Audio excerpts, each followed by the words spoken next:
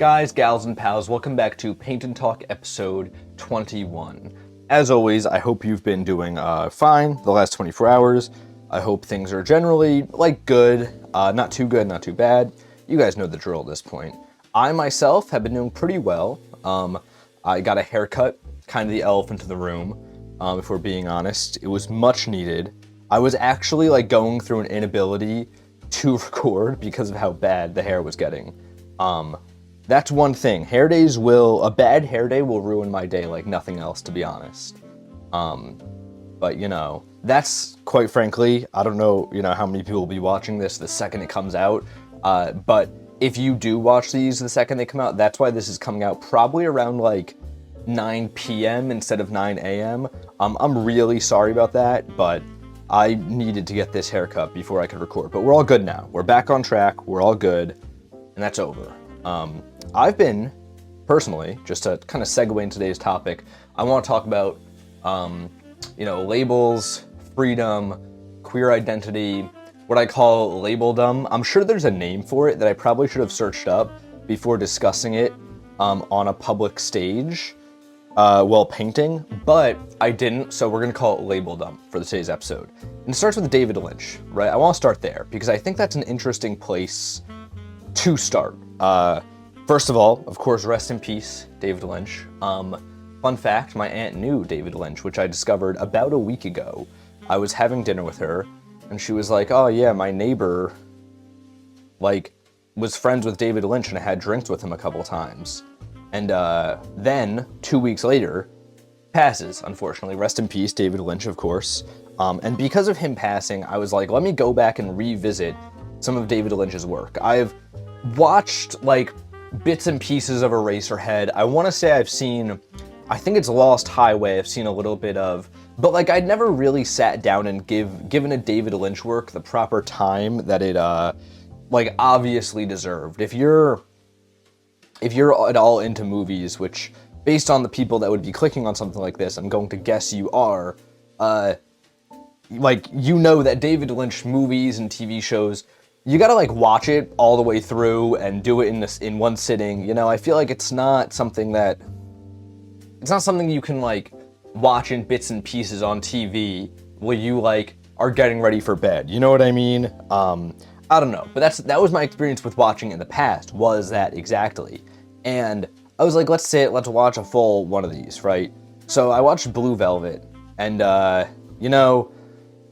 first of all, gotta plug it real quick. I'm on Letterboxd these days, if you want to check that out. I only put on stuff I've seen in the last couple months, so it's very incomplete. I'm just gonna go from here, but I go check that out if you want. It's just Max Dice on Blue Velvet. I mean, on Letterboxd, not on Blue Velvet. But I watched Blue Velvet, and first of all, what a fantastic movie that was. I was interested in that one especially because that is who.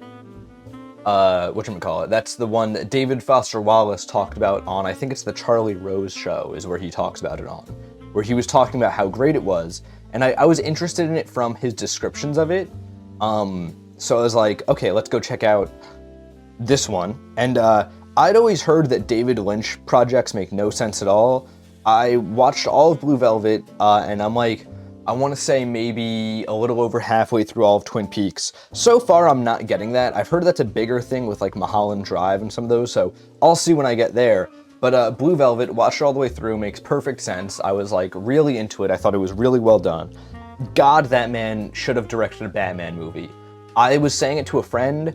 I think that would have been so good. I think he really could have done an amazing job with it. After seeing how Frank Booth was in Blue Velvet, I thought that it could have really just been something so good, but I also recommended Blue Velvet to that same friend, and he did not like it by any means. He really seemed to not enjoy it. I texted him after he finished watching it. I said, did you finish it? And he went, yup. And I said, did you like it? And he went, it was good. And I was like, oof, he hated that movie. So last time I'm recommending him anything, because that was, don't you hate when you recommend someone something and they just absolutely hate it? I hate when that happens, or you can tell they don't like it. That's the worst. It's the worst feeling on earth. And he's not watching this because he doesn't watch any of these, but if he is, I hope you know I'm sorry. I also sent him a bunch of clips from Blue Velvet while he was on a date too, and I don't think that helped. But this is besides the point. The point is, Blue Velvet was amazing, and it really got me thinking about something with David Lynch, because, you know, after you watch Blue Velvet, you watch a couple of reviews of it, you start getting a lot of his stuff like popping up on your YouTube recommended. So I've been watching some of it, and something's really striking me about him is just how, like, and I'm going to use this word a lot in today's episode, so please forgive me ahead of time, how utterly free he was in the way that he made things. And I think that this is, like, I genuinely cannot stress enough how much this is shifted the way that I'm thinking about art and all that stuff. Because the way that, like, I have always been when I'm making stuff is I've been, like, almost to a fault, like, very planned with it, right? Like, I always think that things should have meaning. I'm very into, like intentionality behind things. And David Lynch, I watched a hour-ish long interview, I want to say it was, that he went on the Charlie Rose show. And, like, the way he was talking about, like, you just get an idea, and you follow that idea, and you just do it as best as you can. Like, the way he almost just talked about it as if it was just like a magic that would happen. He didn't force any of it. He just let everything happen. That was just so, like, interesting to me, because I've always been so the opposite of that. And obviously I should say right off the bat, like, there are different types of people, of, like, creators, you know what I mean? If you're someone watching this who is kind of like me, where you're like, I really do plan everything down, and, like, I need to do that, like, that's of course a valid thing to do, but, like, I never really even considered trying the other way, you know what I mean? And I think that's where I really went wrong, because clearly, I mean, David Lynch is a master, there's no debate about that. Clearly there's something there. And, you know, there's always this quality about artists that I have, like, failed to not find in a great artist, whether it's someone I meet in my personal life, or someone who I, you know, watch interviews of, look up to, like a David Lynch. I find it interesting how free they are. And again, I'm going to use that word a ton today in today's discussion. I'm going to use it probably in way too many ways, but I really do mean it. Artists have this way, especially great artists, of being extremely free. And I think, like, you need to be for a lot of reasons, right? And this is something where, like, I have, honestly, like, I feel weird about it, because I've definitely made more of an effort to be more free, because I felt like, one, it was kind of just because, like, I felt like I was too restrictive in areas of my life, but, two, just because, like, I think that everyone can stand to be, you know what I mean? And I realized, like, so much of the people that I looked up to are just very, like having a free spirit, just such a great thing. You know, because when you're too set in your ways, when you're too, like, staunch and headstrong and stubborn, there's many more, you can't roll with the punches like that, you know what I mean? So that's why I definitely made more of an effort to be free, but as I myself got to be more of, like, a free spirit, I guess. I hate that term. It sounds like the way, like, your mom describes her ex from the 80s, you know what I mean? Like, it's the worst thing in the world.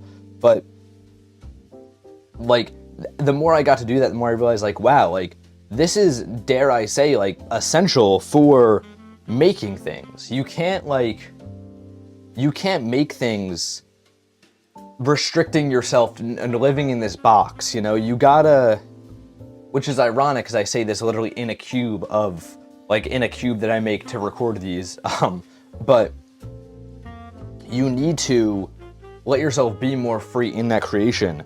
And this is where, like, you know, I've always, and, like, I think this is definitely in the last, from 2023 until now, from the beginning of 2023, maybe late 2022 until now, I've really developed in this direction of hating anything that's restrictive towards freedom, you know? Like, I think, and I'm not talking about this in a way of, like, you know, political rights. Obviously, that stuff's all very important, too. I'm talking about this in, like, a very personal way of just, like, freedom of how you act, how you express yourself. And I realized, like, over the last years, as I've trended towards this, of like, I want to be the most free that I can be in how I talk to myself. You know what I mean? When you have that little voice in your head, like, I want to be free from judgment. I want to be free from my own judgment. I want to be free from, like, society's dispositions that you might have from living the life you've lived. You know, all these things, they make you so restricted, and I feel like you're happiest when you're not all these things, you know? And that's why I've aimed to go in that direction. The more I've gone in that direction, the more I've really come to resent anything that is restrictive. And this is where I bring the idea of, as I'm going to refer to it here, labeldom into the conversation, because I think that's one of the areas that I get most annoyed. And this is labeldom in every sense. Relationships, sexuality, what you are, you know, like, that's a big thing that I have had encountered over the last year or so, of like, are you, because I do graphic design for my job, I paint over here, I make YouTube videos, and I've had a lot of my friends be like, so what are you? Like, what do you consider yourself? A content creator? You consider yourself a painter, an artist, an author, a graphic designer? Like, how do you identify yourself? And the only answer I could ever come up with is just like, I'm me. Like, I just do, you do what you want. You know what I mean? They let everyone else put you in a box, because, like, when you, like, everyone, let me put it this way. Like, I feel like everyone in the world, your entire life, is going to try and put you in different boxes, no matter what. So why would you put yourself into one? You know what I mean? If you're already living in this world where, like, everyone all the time is going to try and make you fit into their worldview, into their box. And you're gonna also make it even worse for yourself by making a box for yourself too. I think that makes no sense. I think that's ridiculous. I think that you should be as free with yourself as you possibly can, because let everyone else do that work for you. You know what I mean? They're already gonna limit you, don't limit yourself too. And I think that's where I've really come to resent it, because, you know, I've always been annoyed by a lot of things like that. I think, you know, when I was young, it really manifested itself in, like, politics a lot, right? Of, like, it was always like, I'm on the right, I'm on the left. And it was like, why are you fully subscribing yourself to this side when it's like you probably agree with things all over the place? And I hate the guy that's always like, you know, there's a lot of good points and bad points on both sides. I'm not doing that. I'm saying, like we say it's from here to here, it's probably more like all over here, where you have a one little, you know, like, you're a person, you're not someone who fits in a column. And that's where it manifested itself earlier in my life, was my resentment towards that. And then it definitely came with like sexuality, for sure. You know what I mean? This is something that's a little uncomfortable for me to talk about, because I've never spoken on it to people in my personal life, let alone on the internet.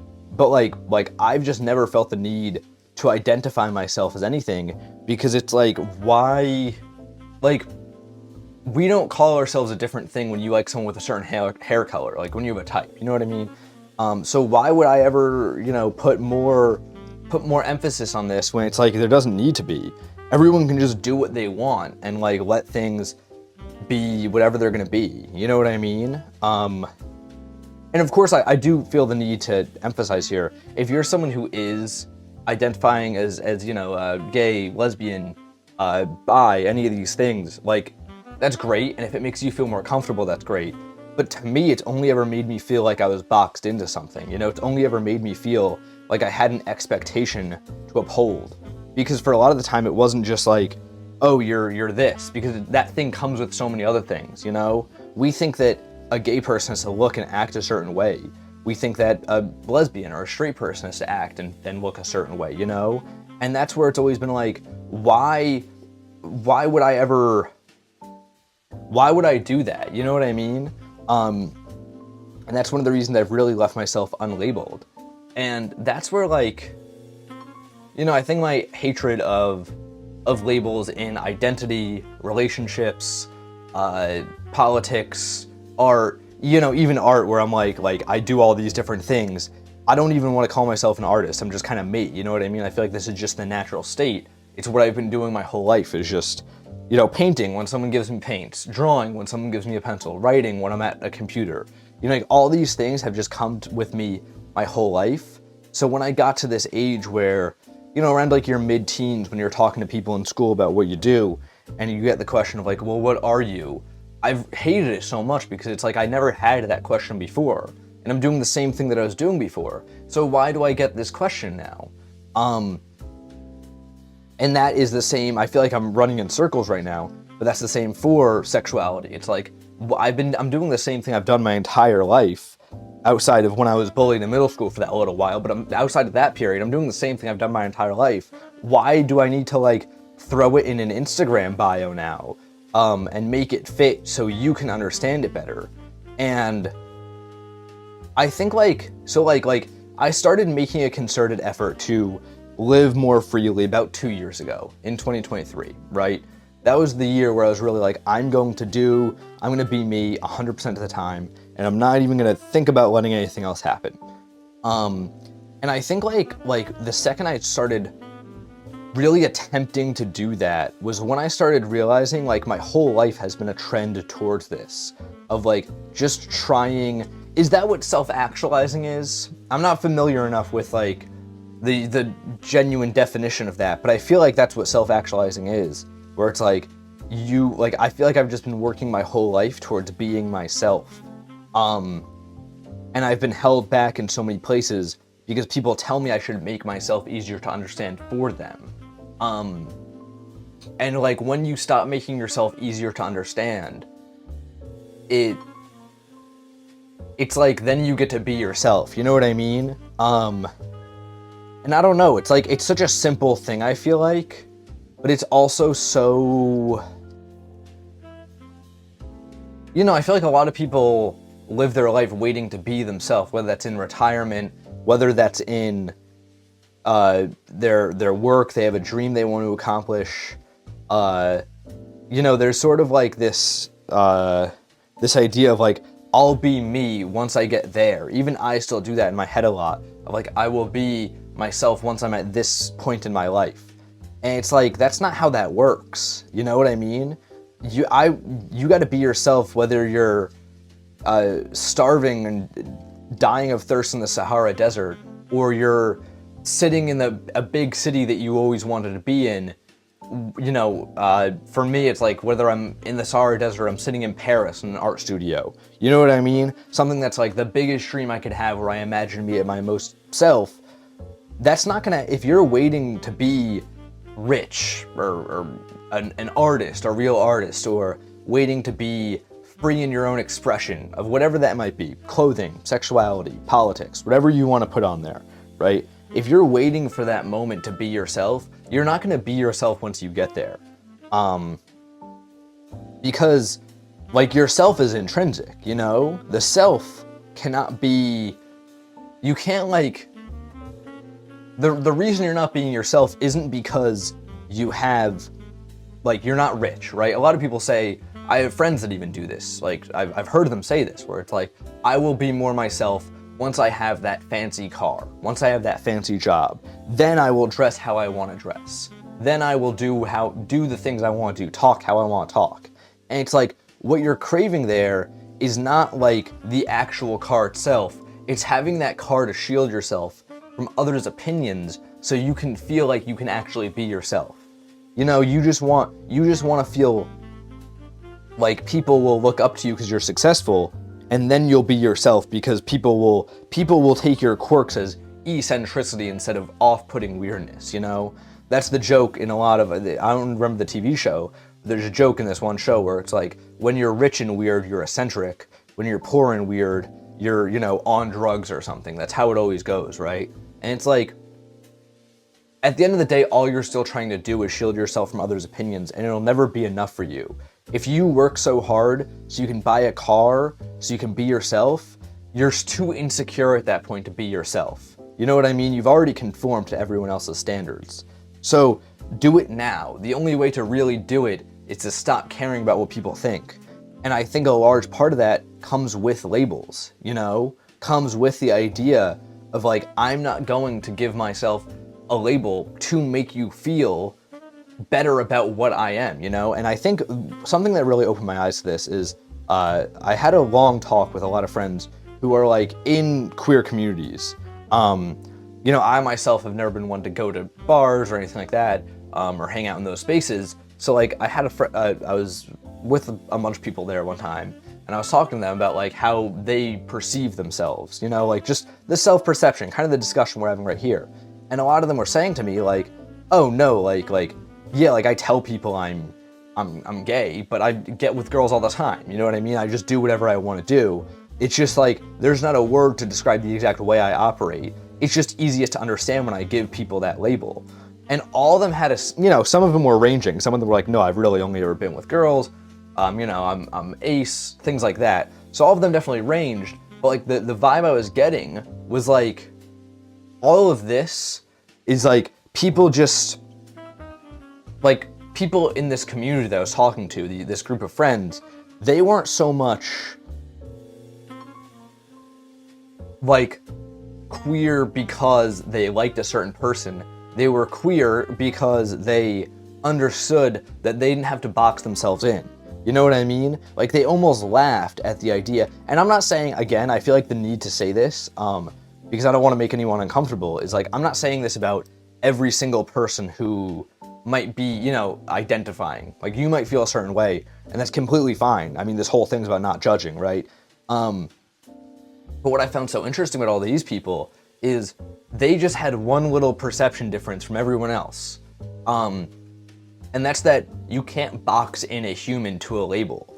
You know, it's like we're animals at the end of the day. And I hate the bro science of like, oh, you know, in the woods, you just do whatever you want to do. But like in a sense, that's definitely how it works. Having these super binary ideals of sexuality was never how this was supposed to be. We were never supposed to, you know, it's not in our genetic programming to go like, I'm straight, I'm this, I'm that. In the real world, or not the real world, in like, I guess more of a realist world, you know what I mean? Like in a world where we don't have all these labels and things, where we don't have a society telling us what to do, it would just be people doing what they want to do. And then over the last year or so, I actually have met a lot of people who, you know, are definitely outwardly straight, but they don't even they're just like, no, I just like do what I want. And it's so interesting how, like, tying it back to art a little bit, you know, I'm not saying, there's definitely this conception of like artists have to be bohemian, or like the best artists are queer, or they're like a little odd in how they act. There's definitely this perception. And I don't think that that's necessarily true, but I do think, and I would never say this in a more formal format because I don't have much evidence to back this up besides my own experiences and just my own perceptions of this, I do think a lot of artists are very free. You know, I think a lot of them, whether they do identify as anything, are very able to just be like, I am me and I'm comfortable in that. Because you need to be free to be honest. And tying it all the way back to David Lynch at the beginning, something that struck me so hard is like, some of his ideas didn't make sense. I remember there's this scene in Blue Velvet, towards the end, the last scene of the apartment, this one guy, he's dead, shot, whatever, and he's still standing up, and he's like rocking back and forth like this as he's dead. He got killed in the movie, not in real life, but in the movie. And like an idea like that, where it's like so bizarre. It's like, why would you do that? If your goal is just to convey to the viewer that this guy's dead, just like throw him on the ground. You don't even need to do anything else, just throw him on the ground, you know? But by him making this guy standing and like rocking back and forth in this bizarre, almost like dreamlike way, like the way it's like almost a surrealist painting, is honest. You know what I mean? And someone who, like what I just did, has all these conceptions of how we need to fit into a box with our ideas and how we need to make things digestible and understandable to the people around us, they would go, no, you have to make this easy. You have to make him fall on the floor so everyone can note right away this guy is dead, right? But Lynch was free enough to go, no, I'm gonna just do it the way that I envision this in my mind, that my instincts tell me to do this. And I don't know for sure. I mean, I'm not David Lynch. But that's the message I got there of like, he was free enough to do something that people will find strange. And that's where, in my opinion, and something I've definitely done over the last year or so, is like trying to more than anything live that freedom. You got to be free in how you act with your friends, because if you're not, how can you expect yourself to be free in how you create when you're alone? You know what I mean? When you wait your whole life to be yourself, all yourself is gonna be is the experiences of when you were faking it combined, you know? If your whole life you're putting on this mask so you can appeal to the people around you, or appeal to people on the internet, by the time you get to that point where you think you're gonna be yourself, where you think you're gonna be free, you won't, because all your experiences are that 5% of fakeness that you had to put on top to get through them, you know? And that's where it really comes down to, this kind of goes hand in hand with what I was saying in, I think it was one of the earliest episodes of Paint and Talk, where I was saying like, do what you want to do, only go places that feel honest, only wear clothes that feel honest. If every aspect of your life is honest, you'll never end up in a bad place, because you only made honest decisions. Even if they're honest bad decisions, they're still honest, and I think that's the most important thing. And with honesty, I think honesty and freedom like come like this. You can't be totally honest without being free, because there's a lot about society that is not honest and it's extremely restrictive. You know what I mean? So that's just my 2 cents. I don't really know. I don't know where I'm going towards the end of this. I just think that being extremely free in how you create, how you consume, how you do everything, how you interpret, how you express yourself, is a great thing. And I think that's why I hate labels, because labels are an effort by everyone else to make you bite-sized. You know what I mean? It's almost like if you took a great film like Citizen Kane or The Godfather and chopped it up into 60-second shorts so everyone could consume it. That's how it feels when you label yourself. You're oversimplifying things. You're making them not as good because you want to pander to everyone else. And I think that's bad. And I don't know why I think it's bad, but I don't like it, and I never have. And that's one of the big thing about me. Those are my big 2 cents for today. I have nothing else, and I lost the plot of that conversation. But that's okay, because we finished the painting. Here it is. You guys know the drill. Go check the Instagram, and you will see this painting most likely tonight. Yeah, I'm gonna do it. I'm gonna throw it up tonight. You're literally gonna be watching this like an hour or two after I'm done recording it, because I got my hair cut. Please, guys, I know I went a little too short on the haircut. I definitely did. I didn't want it this short, but it is this short, and it's okay because it's gonna grow, you know? But please don't make fun of my haircut in the comments below. I'm very scared of that.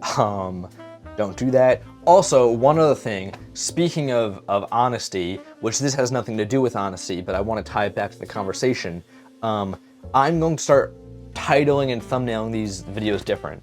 What I originally intended to do with Paint and Talk, back in 2024 when I first thought of the idea, towards the end of the year when I thought of the idea to do it like this, in this very raw format. I was doing it inspired by a lot of creators I watch, who I got really into, who were doing this sort of a new wave of like authentic YouTube, where it's just a title and having a discussion with the camera. That's what I'm trying to do here. I realized that this whole time though, I've kind of been trying to title and thumbnail these like it's an official podcast. And I think that, well, I don't dislike it. I'm doing it, 1, because I need a thumbnail, and 2, because I think it makes it look more professional. When it's not, I'm having a 1 foot in, 1 foot out kind of moment. You know what I mean? I got 1 foot in, this very authentic side of what I'm doing here, where I'm messing up and I'm having half-baked conversations with you guys, and I'm having my foot in the other where I'm trying to make it seem like an official podcast. So in an effort to kind of put both feet into the place I want to be, I'm going to start titling these with just a screenshot of me talking to the camera, like, like, you know, clickable photo or whatever, and a just title of like what I'm doing. Of course, I will still introduce the episode saying welcome to Paint and Talk for the time being, at least. I don't know about that forever. you know, if I really end up falling into this lane where I'm like, I want to do this kind of ironic, 'cause I was just talking about not putting yourself in a box, but unfortunately on YouTube I kind of have to in some cases. If I end up falling into this lane where I'm very much like just talking super authentically to the camera, I might drop the intro. But I do want to still number them today for it. So I still want to call Paint and Talk and all that. But I don't know. I could really go either way on this. But the point of this is I'm going to be experimenting with the formats going forward of the title and thumbnail mainly, just to hopefully get more people that are interested in this thing into the door. You know what I mean? I gotta do that for YouTube, unfortunately. So you guys know the drill. Check the Instagram, see the finished painting from head on, all the different angles. A lot of the times you can't see the texture I put in some of the paint, so I think that's why it's always good to go check over there. And until tomorrow, drop your favorite label for yourself in the comments below. Like just any label that you use in your life, just drop in the comments because we're really into those.